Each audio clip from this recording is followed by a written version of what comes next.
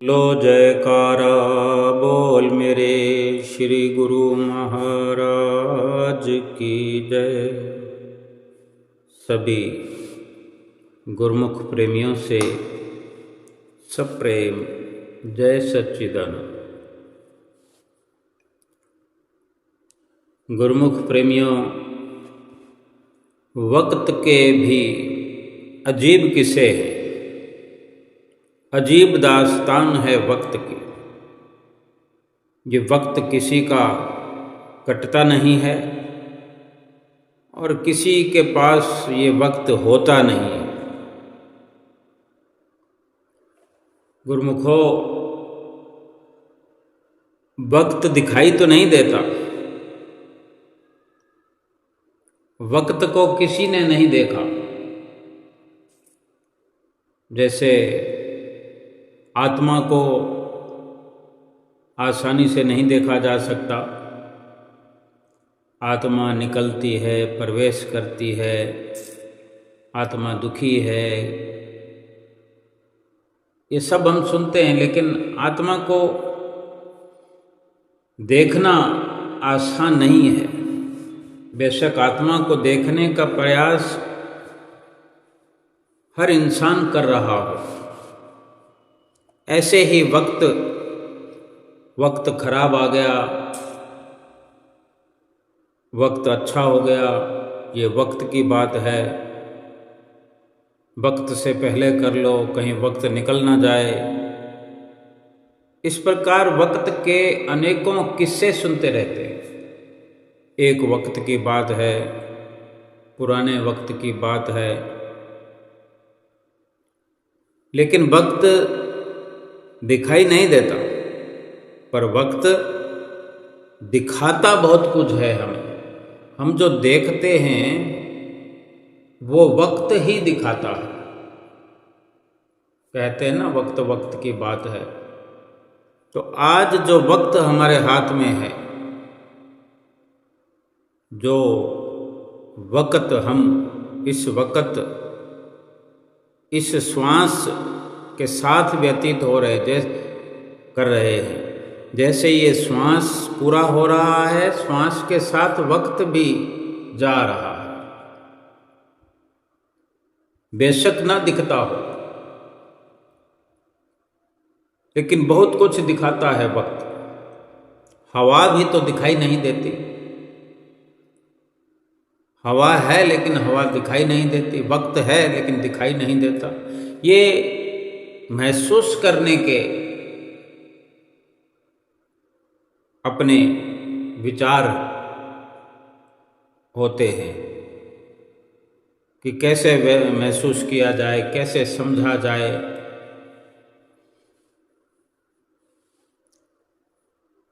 अपनापन संसार में हर कोई दिखा रहा है,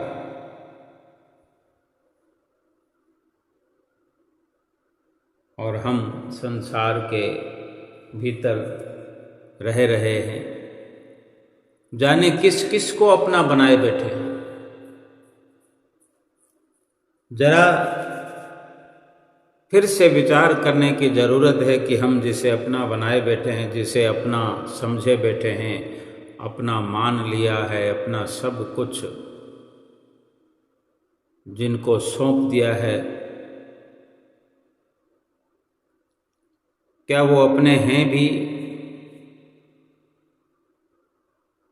अपनापन हर कोई दिखाता होगा, लेकिन अपना कौन है ये भी वक्त दिखाता है। वक्त आने पर ये हम जान पाते हैं, जान ही जाते हैं कि जिसको हमने अपना माना, अपना समझा, वो अपना हुआ कि नहीं।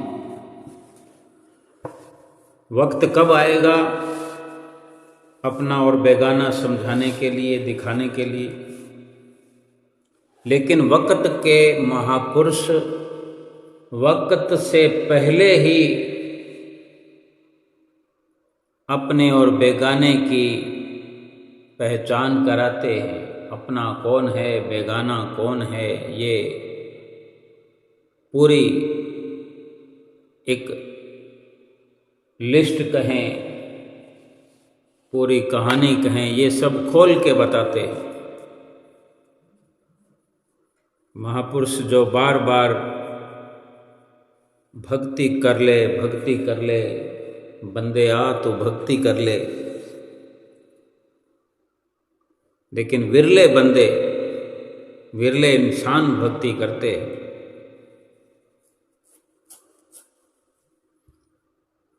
बंदगी किसे कहते हैं? भक्ति का नाम जपने का, सेवा करने का दूसरा नाम है बंदगी। यानी भक्ति करना, नाम जपना, सेवा करना, ये बंदगी का दूसरा नाम। जो बंदगी करता है वो प्रभु, जिस प्रभु की हम बंदगी करते हैं, जिस सद्गुरु रूप को हमने जिससे प्रभु समझ करके बंदगी की शुरुआत की है, भक्ति कर रहे हैं, नाम जप कर रहे हैं, सेवा कर रहे हैं, दर्शन कर रहे हैं, सत्संग कर रहे हैं। इस प्रकार बंदगी करने वाले के प्रभु अंग संग रहता है। बंदगी एक फसल है। जैसे खेत में, जमीन में पहले बीज बोया जाता है और फिर फसल काटी जाती है। भजन बंदगी भी इसी प्रकार से फसल के रूप में जब लहलहाने लगती है तो भजन बंदगी का लाभ हमें वक्त दिखाता है। लेकिन ये सद्गुरु हैं जो वक्त पर बंदगी का बीज बोने का मार्गदर्शन करते हैं। नाम का बीज बोना पड़ता है। भजन सुमरन जो नाम का हम करते हैं, जो नाम जपते हैं, सुमरते हैं, भजन अभ्यास करते हैं, ये बीज की तरह हमारे जीवन रूपी खेत में पड़ जाता है, बोया जाता है और फिर फसल उगना शुरू हो जाती है। अनेक इंसान, बल्कि यूँ कहें कि पूरा विश्व, हर कोई भजन बंदगी में लगा हुआ है। भजन बंदगी की फसल जहाँ उगाई जा रही है, वहाँ इसको भी तो संभालने की ज़रूरत होती है कि कोई किसी प्रकार का इस फसल को नुकसान ना हो। भजन सुमरन की खेती में कौन नुकसान कर सकता है? वो हमारे विचार हैं। साथ के साथ भजन बंदगी की कमाई के साथ ही भजन बंदगी की जो फसल हम उगाते हैं, बीज बोते हैं, और जब फसल उगती रहती है, तैयार होती रहती है, तो साथ के साथ ही कुछ ऐसी विचारधारा, ऐसा स्वभाव, ऐसी सोच के कारण ये भजन बंदगी के अंदर कुछ बुरे कर्मों के, निंदा चुगली के कीड़े, दीमक लग जाने से बंदगी की फसल जो है प्रभावित होती है, क्योंकि हमारा ये स्वभाव आज का नहीं, पिछले अरसों से, वर्षों से और पिछले जन्मों से चला आ रहा है। निंदा करना, चुगलियाँ करना, किसी की बुराई करना। गनीमत ये अवसर हमें मिला है भजन बंदगी करने के लिए, सतगुरु की शरण मिली है, सतगुरु से नाम मिला है। इन निंदा, चुगली और बुरे कर्मों के कीड़ों से अपने नाम रूपी बीज बो करके जो फसल तैयार हमने करनी है, उस फसल को बचाना है। तो कैसे बचाएं? सरल तरीका क्या है? अमृत वेले उठो, नाम जपो, सेवा करो, बंदगी करो, लेकिन निंदा, चुगली और बुरे कर्मों से बच करके रहो, वरना ये फसल कोई लाभ नहीं होने देगी।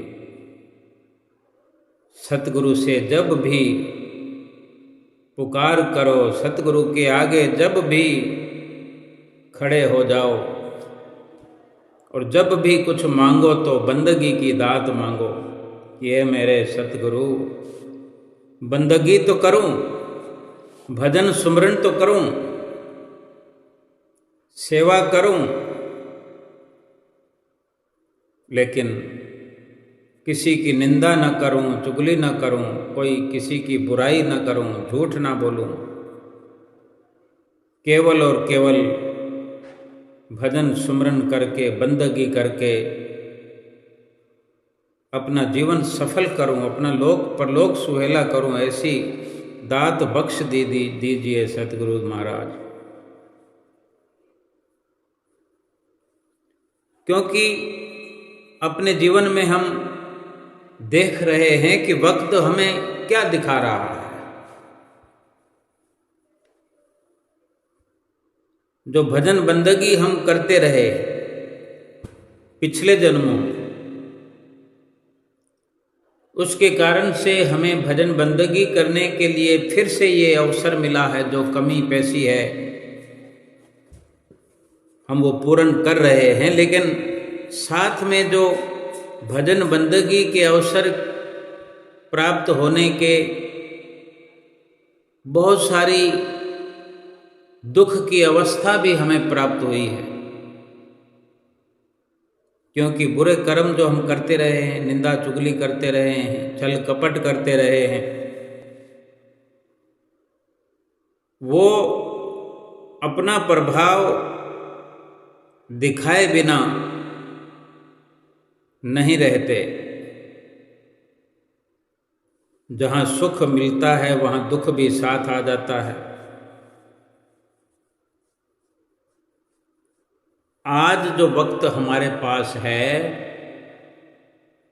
इस वक्त में अपने होश को संभालते हुए हर पल ये प्रयास करें कि भजन बंदगी के साथ ये निंदा चुगली बुरे कर्म हमसे ना हो। हम कोई वक्त ऐसा रखे ही नहीं, यानी किसी प्रकार से किसी वक्त में भी हमसे ऐसा बुरा कर्म होवे ही नहीं। उसका भी यह सरल रास्ता है कि हम भजन सुमरन से, आरती पूजा से, सत्संग से, सेवा से खाली ही न रहे। क्योंकि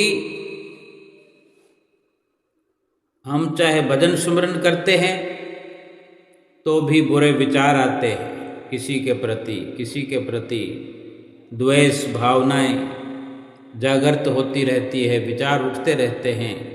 जो विचार उठते हैं वही संस्कार बनते हैं। भजन सुमरन को खंडित करते हैं। जहाँ भजन सुमरन का हम बीज बो रहे हैं, वहाँ पर बुरे विचारों का बीज भी साथ में पड़ जाता है, वो भी फसल साथ उगती है। हर वक्त सजग रहें, होशियार रहें कि जब सेवा करते हैं तो भी ये अवसर हमें प्राप्त हो सकता है निंदा चुगली का।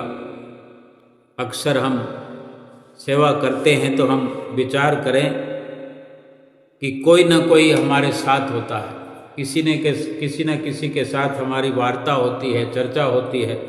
सेवा करते हुए कोई फोन आ जाता है कहीं से, हम दरबार में सेवा कर रहे हैं, कुटिया पर सेवा कर रहे हैं, किसी की भी निंदा की चर्चा शुरू हो जाती है। इस प्रकार संसार के कार्य व्यवहार करते हुए, घर गृहस्थी में प्रेम प्यार करते हुए, रुपया पैसा कमाते हुए भजन सुमरन के विचार क्यों नहीं आते? भजन सुमरन करते हुए ही ये बुरे विचार, निंदा चुगली के ख्याल क्यों आते हैं? क्योंकि अधिकतर हम उन्हीं कामों में वक्त लगाते हैं। हमारा वक्त अधिकतर निंदा चुगली में व्यतीत होता है। भजन बंदगी तो नाम मात्र की होती है, लेकिन इसी प्रकार हम बिल्कुल उलट हो जाएं, अपनी कार्यवाही को उलट कर दें कि निंदा चुगली तो नाम मात्र की रह जाए। भजन सुमरन में, सेवा में, सत्संग में अधिक से अधिक समय लगाने की कोशिश करें तो मात्र थोड़ा समय ही बुरे कामों के लिए बचेगा, लेकिन उसमें भी फिर भजन बंदगी वाला असर ऐसा गहरा जाएगा, ऐसा गहरा असर रहेगा कि वो निंदा चुगली हमें अच्छी नहीं लगेगी, उसका बिल्कुल त्याग हम कर देंगे। अमृत वेले उठकर सुमरन करें।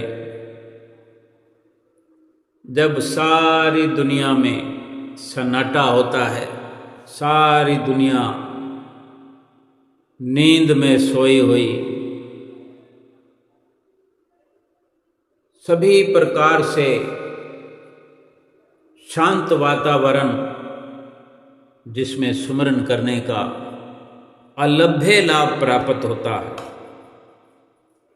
नहीं कोई उठ सकता है अमृत वेले में तो कोई बात नहीं, जिस भी वक्त करें वही वक्त सोना हो जाता है।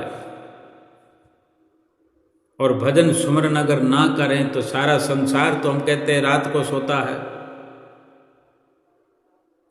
लेकिन दिन में भी कोई ना करे, रात में भी ना करे, अमृत वेले भी ना करे भजन बंदगी, तो क्या दिन और क्या रात।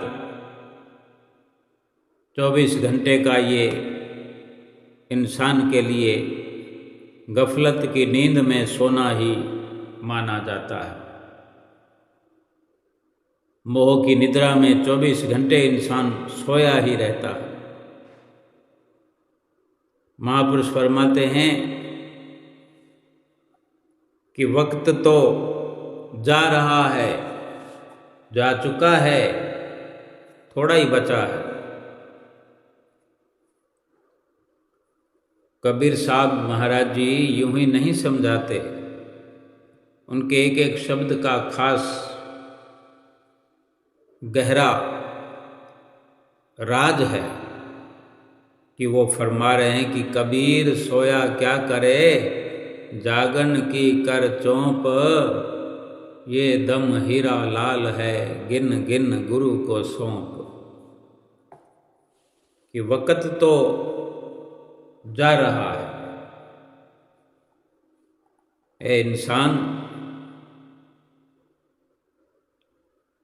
वक्त समाप्त हो रहा है, हो चुका है, और तू अब भी सोया हुआ है।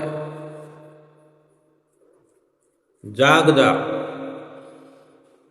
सचेत हो जा। वक्त के महापुरुष जगा रहे हैं हमें मोह की नींद से, और इशारा कर रहे हैं कि जाग करके नाम भजन में लग। जब भी तेरा जी करे भजन सुमरन कर, सेवा कर, सत्संग कर। यानी भजन सुमरन जिस वक़्त करने की इच्छा हो भजन सुमरन कर। एक एक श्वास लेखे में लगा, एक एक श्वास गिन गिन करके सतगुरु के हवाले कर दे, तेरा हर श्वास सुरक्षित हो जाएगा। भजन सुमरन करके फिर विचार करके अब क्या करने का मन बनाया जा सकता है। सेवा करने का मन बनाओ, सत्संग सुनने का मन बनाओ, आरती पूजा का मन बने, सतगुरु की सुंदर सुंदर लीलाओं को मन में बसाओ, मन से और जुबान से याद करते हुए गुणानुवाद गाओ, सतगुरु की महिमा गाओ, ताकि वक्त बुरे कर्मों से हमारा टल जाए और वक्त भजन बंदगी में लग जाए। भजन बंदगी में वक्त लगा करके अपना पूरा जो ये जीवन मिला है सफल हो जाए। भजन बंदगी में ये जो बुराइयां हमारे साथ के साथ अंदर भरती रहती हैं, इनको सुधारने और समझने की ज़रूरत है कि पहले समझें कि कहीं कोई भजन बंदगी के साथ बुराई तो हमारे अंदर प्रवेश नहीं कर रही। ये काम, क्रोध, लोभ, मोह, अहंकार, ये भीतर ही भीतर रोग लगे हुए हैं। क्रोध, अहंकार, ये तो बहुत बड़ी बीमारियां हैं। भजन सुमरन की फसल के अंदर ये दीमक का काम करती हैं, कीड़ों का काम करती हैं, फसल को नष्ट कर देती हैं। भगवान श्री राम ने जब लक्ष्मण को रावण के पास कुछ सीखने को भेजा, अक्सर हमने सुना होगा श्री रामायण के कथन में एक जगह ये भी वर्णन आता है कि लक्ष्मण जो रावण को समझता था, हम भी समझते हैं, रावण को अहंकारी करके जाना जाता है, माना जाता है। तो इस प्रकार वार्ता करते हुए रावण ने लक्ष्मण से एक जगह कहा है कि क्या तुम्हें लगता है कि मैंने अहंकार में आकर राम से युद्ध किया?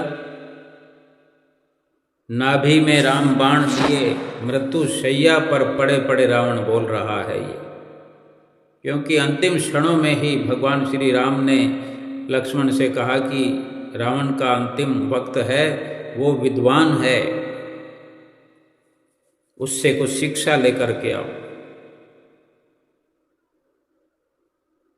तो रावण के ऐसा कहने पर लक्ष्मण कहते हैं, हाँ रावण, तेरे अहंकार ने ही तुझे ये गति दी है कि तुम मृत्युशैया में पड़े हुए हो, मौत का इंतजार कर रहे हो।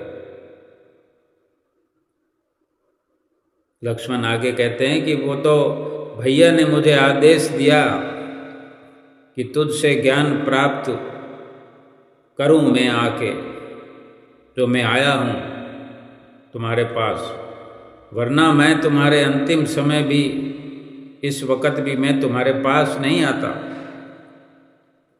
लक्ष्मण ने अपने जगत प्रसिद्ध क्रोध के साथ ये जवाब दिया, क्योंकि लक्ष्मण का क्रोध मशहूर है। तब लक्ष्मण का ये विचार सुनकर, जवाब सुनकर रावण ने हंसते हुए कहा कि जिसने 9 ग्रहों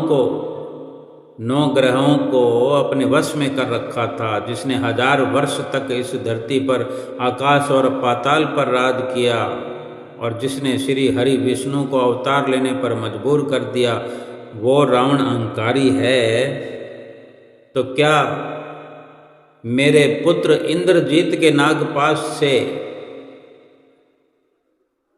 हारा हुआ व्यक्ति अगर अहंकार करे तो क्या शोभा देता है? रावण ने लक्ष्मण से कहा, क्योंकि लक्ष्मण रावण के पुत्र इंद्रजीत के नागपाश में बांधे गए, मूर्छित हो गए, और अभी रावण की इस अंतिम घड़ियों में जो लक्ष्मण जिस लहजे में बात करते हैं, ये भी तो अहंकार है। राम ने कितनी विनम्रता से भेजा लक्ष्मण को, और लक्ष्मण कितनी अकड़ में बात कर रहा है, अहंकार में बात कर रहा है। तो ये रावण लक्ष्मण का अहंकार गिना रहे हैं कि मुझे तो तुम अहंकारी कह रहे हो, तो क्या तुम्हें अहंकार शोभा देते हो? तुम्हें तो मेरे पुत्र ने पराजित कर दिया था।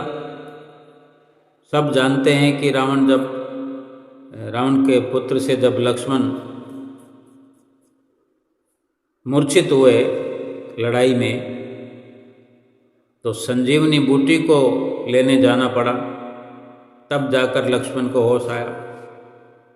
तो इस प्रकार रावण के जतलाने पर, रावण की बात सुनकर लक्ष्मण कुछ शर्मिंदा हुए। राम के वचनों को याद करके उन्होंने फिर आगे कुछ कहना उचित नहीं समझा, क्योंकि भगवान श्री राम ने भेजा था। तब चुप हो गए और रावण ने अपने चरणों की ओर खड़े लक्ष्मण को देखा और विनम्र स्वर में आगे कहने लगा रावण कि लक्ष्मण, इस संसार में सदैव याद रखने योग्य तथ्य ये हैं जिनको हर वक़्त, ये विचार हर वक़्त हमारे अंदर एक याद की तरह बने रहें कि अपने भेद जो हैं, यदि किसी को दिए हैं तो उसे कभी अपने से दूर मत रखो, या तो किसी को अपना भेद दो मत। अगर अपना भेद किसी को दिया है तो उसे कभी दूर मत करो। जैसे उसका भेद विभीषण जानते थे, लेकिन विभीषण दूर क्या हुए, रावण की मौत सिर पर आ गई। और दूसरा, कभी इन ग्रहों को साधने का प्रयास मत करना। यदि 9 ग्रह तुमने साध रखे हैं, तब कोई ऐसी प्रचंड ईश्वरीय शक्ति तुम पर आक्रमण करेगी कि तुम्हारा कोई शस्त्र उसे काट नहीं सकेगा। इसलिए है लक्ष्मण, काल के परे जाना है तो काल के साथ बहो। अपने शत्रु को सदैव बड़ा मानकर उसे छोटा बनाओ। ये अपने भ्राता राम से सीखो। और हे लक्ष्मण, कभी भी स्त्री का अपमान मत करो, क्योंकि यदि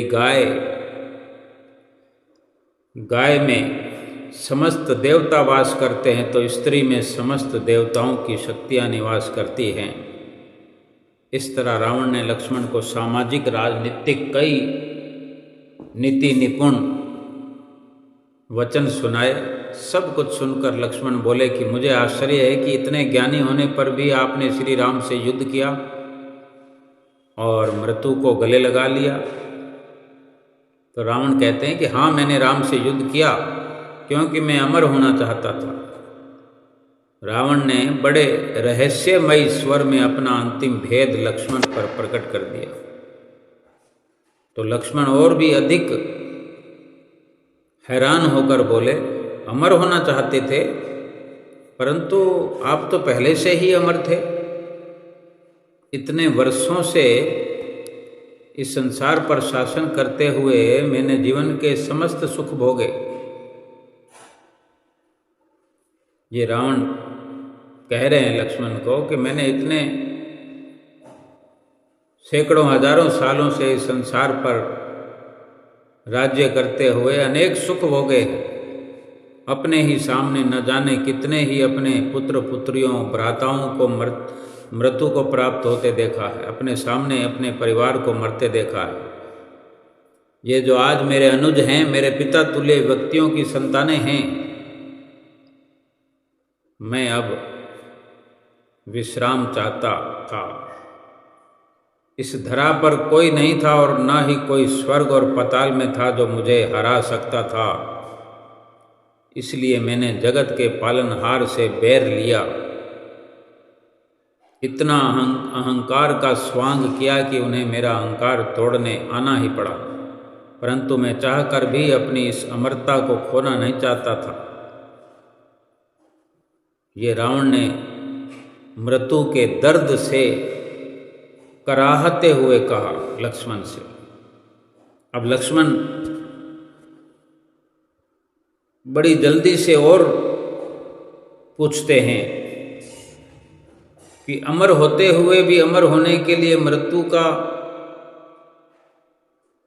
को जो गले लगाया है आपने, ये समझ में नहीं आया मुझे कि अमर पद तो तुम्हें मिला हुआ है, फिर कौन सी अमरता, फिर कौन सा अमर पद पाना चाहते थे जो तुम्हें मरना पड़ रहा है। तब रावण कहते हैं लक्ष्मण, इतने वर्षों में शिव साधना से मैं जान चुका था कि मेरी ये सांसारिक अमरता किसी न किसी पल समाप्त हो ही जाएगी। चाहे हजारों वर्ष भी अगर मैं जीऊं तो भी न किसी समय तो ये अमरता मेरी खत्म हो जाएगी। मेरी नाभि का ये अमृत मुझे सदा के लिए अमर नहीं रख सकता था, परंतु मेरी नाभि में उतरा हुआ ये राम बाण मुझे सदा के लिए अमर कर देगा। लक्ष्मण, राम के साथ अब रावण अमर है। ये रावण लक्ष्मण से कह रहे हैं, लक्ष्मण अब रावण जो है, रावण से बाण खा करके, रावण का जो बाण मुझे लगा है मेरी नाभि में, अब ये रावण जो है राम के साथ अमर हो गया है। क्योंकि राम की चर्चा रावण के बिना कभी पूरी नहीं हो सकती। और ऐसा करके मैंने विभीषण को दिए अपने भेद के प्रकट होने के भय से भी मुक्ति प्राप्त कर ली। अब मैं अमर हूँ, अब मेरा कोई भेद ही नहीं है। बस यही भेद था जो विभीषण को दिया और ये खुल गया। राम ने बाण चला दिया मेरे पे, मैं अब इस भेद से मुक्त हो गया हूँ। ये अमृत लिए हुए अब विश्राम अवस्था में मैं चला जाऊंगा, जो राम ने मुझे अमर पद दिया है। रावण ने बड़े ही अत्यंत सुखपूर्वक ये वचन कहे। तो लक्ष्मण ने उसको प्रणाम करते हुए कहा कि हे महाज्ञानी, अब तो आपको सर्वोच्च विश्राम अर्थात मोक्ष प्राप्त होगा। आप श्री हरि के हाथों पुरस्कृत हुए हैं, आपको उपहार मिला है, भगवान के हाथों आप प्राण त्याग रहे हैं। तो फिर रावण ठहाका लगाकर हंसते हैं और लक्ष्मण से कहते हैं, लक्ष्मण जानते हो मेरे अंतिम समय में राम ने मेरे अनुज विभीषण को ना भेजकर अपने अनुज को मेरे समीप क्यों भेजा है? इसी में ये रहस्य छुपा है कि मुझे कभी मोक्ष प्राप्त नहीं होगा। विभीषण अपना पश्चाताप न कर सका, उस पर मेरी मृत्यु का ऋण है। जब तक इस संसार में ये कहावत घर का भेदी लंका ढाए ये रहेगी, तब तक इस रावण को मोक्ष नहीं मिलेगा। अर्थात घरों में जब तक आपसी फूट रहेगी, अहंकार को कभी मोक्ष नहीं मिलेगा। रावण संभवतः अपना ये अंतिम आखिरी मजाक कर रहा हो जैसे राम लक्ष्मण के साथ, क्योंकि जीवन भर यही तो किया। हमें इस संदेश से, इस शीर्षक से ये समझना है, ये समझना चाहिए, समझ जाना चाहिए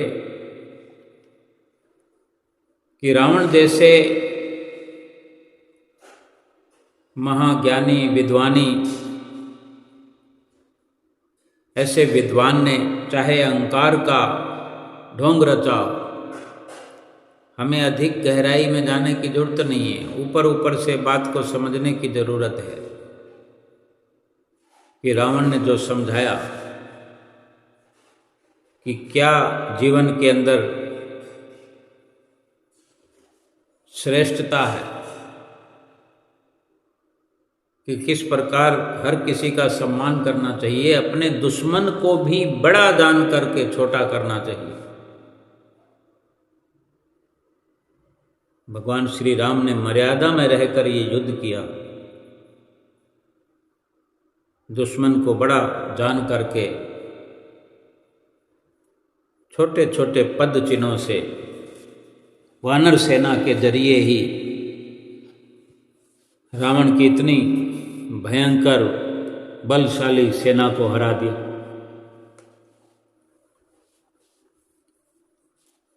अब हम ये विचार करें कि हमारा जो मन है अहंकार से भरा हुआ, अगर हम भजन सुमरन करते हैं, बंदगी करते हैं, मन में किसी भी प्रकार का अगर अहंकार पड़ा हुआ है, रावण ने तो खुद स्वीकार किया कि मैंने अहंकार का ढोंग किया, कि मुझे राम के हाथों मरना था, कि अमर पद प्राप्त होने पर भी मैंने ये जान लिया था भगवान की भक्ति करते हुए कि जो अमर पद मैंने प्राप्त किया है, जो मुझे अमरता का वरदान मिला है, वो कभी ना कभी वरदान समाप्त हो जाएगा। वक्त रहते ही मैं भगवान श्री राम से अमरता का वरदान प्राप्त करूं। जो बाण राम ने मारा रावण को, अब रावण के मन में तो कुछ भी नहीं है, क्योंकि जो वो कह रहा है रावण कि मैंने ये सब ढोंग किया मृत्यु करने के लिए, क्योंकि जो वरदान अमरता का मिला हुआ है, उसने जो मांग लिया था भगवान शिव से, उसको लग रहा था कि ये अब मुझे जरूरत नहीं है। ऐसे बहुत से दृष्टांत भी पहले हम सुन चुके हैं कि कभी मृत्यु ना हो ऐसा वरदान अगर मिल जाए तो इस शरीर का क्या करेंगे? शरीर तो बूढ़ा हो जाएगा, कमज़ोर हो जाएगा, लाचार हो जाएगा। उम्र को लेकर, श्वासों को लेकर क्या करेंगे? आज जो इंसान बेखौफ जीवन व्यतीत कर रहे हैं, ऐसी इशरत में अपना वक्त खो रहे हैं, भजन बंदगी के बिना जी रहे हैं, उन्हें खबरदार होना चाहिए, सचेत होना चाहिए। विशेषकर भक्त जन, गुरुमुख जन जो भजन बंदगी में लगे हुए हैं, उनके लिए विशेष तैयारी करने की जरूरत है कि भजन बंदगी करते हुए अहंकार को समाप्त करना है, इसको बाकी छोड़ना नहीं है। भजन सुमरन, सेवा, सत्संग, आरती पूजा, दर्शन, ध्यान, इस नजरिए से करना है, इस विचारों के साथ करना है कि हमारा हम में कुछ भी ना रहे, कि प्रभु तेरा तुझको अर्पण क्या लागे मेरा। कि भजन सुमरन कर रहे हैं, भजन सुमरन करने का भी अहंकार हमारे अंदर ना रहे कि मैंने कुछ किया या मुझे कुछ मिल जाए। मैं भजन बंदगी कर रहा हूँ तो इसके बदले में कुछ मिल जाए, कोई सुख मिल जाए, कोई आराम मिल जाए। भाई श्वास प्रभु ने दिए, प्रभु को अर्पित कर दो। वक्त प्रभु का है, वक्त प्रभु को भजन बंदगी करते हुए सौंप दो, लौटा दो। शरीर भी प्रभु ने दिया है, मनुष्य शरीर दिया है। ये भजन सुमरन में, बंदगी में, सेवा में लगते हुए खर्च हो जाए, व्यतीत हो जाए, वरना मिट्टी में तो मिल ही जाएगा, आग के हवाले तो हो ही जाएगा। तो इसका भरपूर लाभ केवल यही है कि भजन बंदगी जो है पूरी की पूरी फसल भजन बंदगी की हमारे लिए, अपने लिए हम स्वतंत्रता से तैयार कर सकें। किसी प्रकार का न काम, न क्रोध, न लोभ, न मोह, न अहंकार, न कोई बेईमानी, न झूठ, न कपट। कितना भी हम श्रेष्ठता से जीवन व्यतीत करते हों, लेकिन ये मन की कुचालें जो हमारे भीतर लगी रहती है, बहुत अच्छे होने पर भी हम थोड़ी सी भी जहाँ लापरवाही करते हैं तो कोई ना कोई फसल के अंदर बुरा कीड़ा लग जाता है, कोई घास उग जाती है, कोई जंतु वहाँ पैदा हो जाते हैं जो फसल को काटते रहते हैं। कदम कदम पर, श्वास श्वास में सुमरन जो करते हैं, सेवा जो करते हैं, डरे हुए रहें, झुके हुए रहें, विनम्र भाव से, विनम्र बन करके श्वास श्वास में सतगुरु का ध्यान बसा रहे।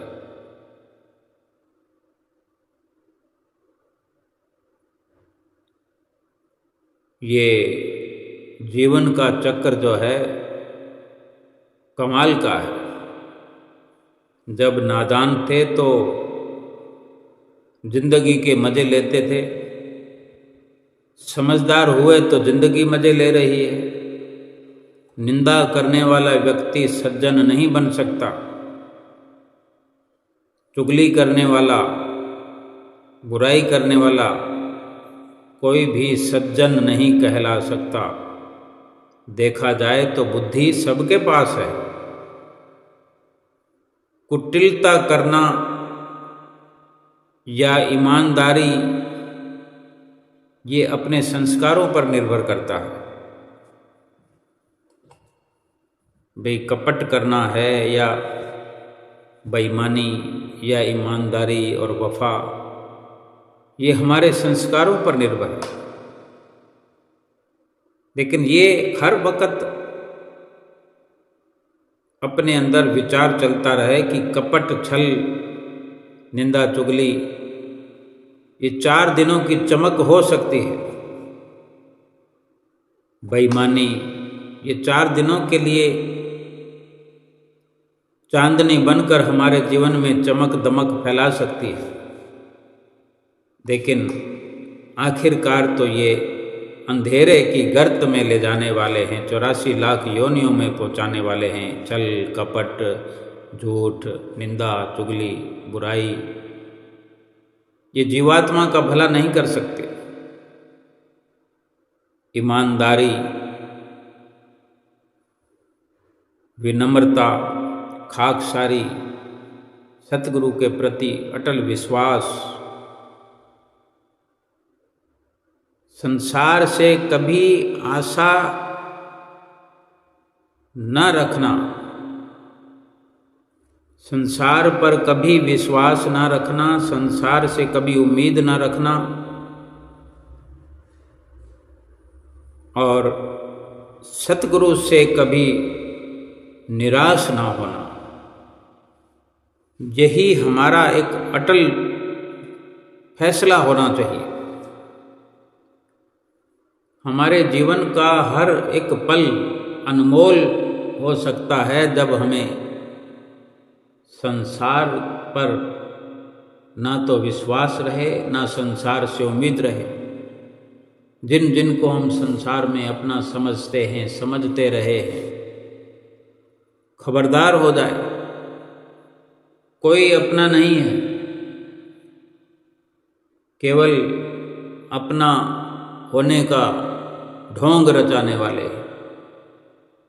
अपना बनने का और अपना बनाने का एक अभिनय हो रहा है। वक्त ज़रूरत, वक्त मुसीबत में कोई भी अपना बन के नहीं उभरेगा, हमारे समक्ष नहीं आएगा। सब के सब साथ छोड़ जाने वाले हैं। कभी संसार से उम्मीद न रखी जाए, मन में तनिक भी ख्याल ना आए कि कोई मेरा साथ निभाएगा। और ईश्वर के प्रति कभी किसी पल में निराशा का भाव ना आए, अविश्वास की भावना ना आए।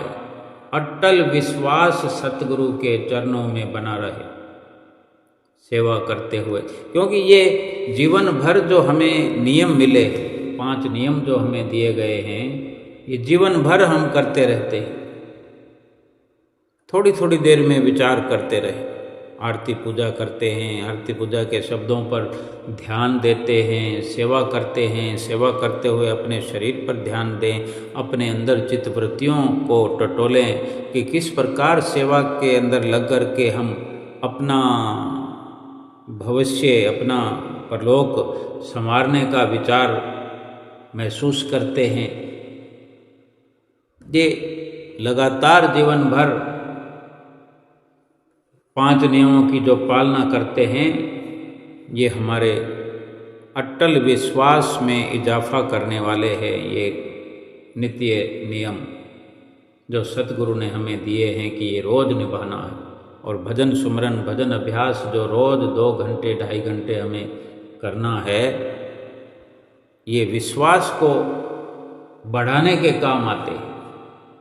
सतगुरु के चरणों में रोज़, दिन प्रतिदिन, हर पल हर घड़ी विश्वास बढ़ता है। और जब सतगुरु के चरणों में विश्वास बढ़ता जाएगा तो संसार से प्रीत घटती जाएगी, संसार पर बेविश्वासी होती जाएगी। संसार का विश्वास खत्म हो जाएगा। जो हमारे अपने विचारों में हमने संसार को मान्यता दे रखी है, संसार को अपनापन दे रखा है, संसार को अपना बना रखा है, ये कितना खोखला है, ये कितना विचार झूठा है, ये उम्मीद कितनी झूठी है।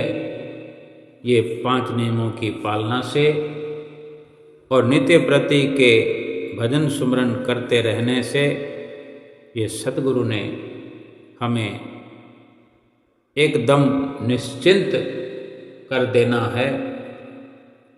और हम अपने विचारों को इसी प्रकार हर वक्त अडिग रखें कि अगर कोई अपना है, ये तो सीधी सी बात है कि भक्ति का मार्ग जो है वो केवल इस जन्म के लिए नहीं है, पिछले जन्म जन्मांतरों से जुड़ता है। पिछले जन्म जन्मांतरों की कार्रवाई पर अपना पूरा अटैक करता है। जन्म जन्मांतरों से जो बुरे कर्म, पाप कर्म हमसे हुए, जिनके बदले में आज हम अनुभव कर रहे हैं कि हमारे जीवन में कितने दुख आए, कितने आएंगे। रिश्तों के दुख हैं, धन पदार्थों के दुख हैं, खान पान के दुख हैं, शरीर के दुख हैं, मानसिक दुख हैं, दुख ही दुख हैं, संताप ही संताप हैं। थोड़ी देर के लिए मन खुश कर लो, अगले ही पल फिर ये मन दुखी। थोड़ी थोड़ी देर का सुख प्राप्त करते रहो, फिर दुखी होते रहो। ये सतगुरु ने जो हमें अपनाया है, वास्तव में सतगुरु ही अपने हैं इस संसार में, जो अपना अपनत्व जनाते हैं और हर पल हर घड़ी हमें हर दुख की अवस्था में, हर मुश्किल के दौर में हमारे सामने खड़े नजर आते हैं। सतगुरु को अपना बनाना है और अपना लोक परलोक सुहेला करना है। बोलो जयकारा बोल मेरे श्री गुरु महाराज की जय।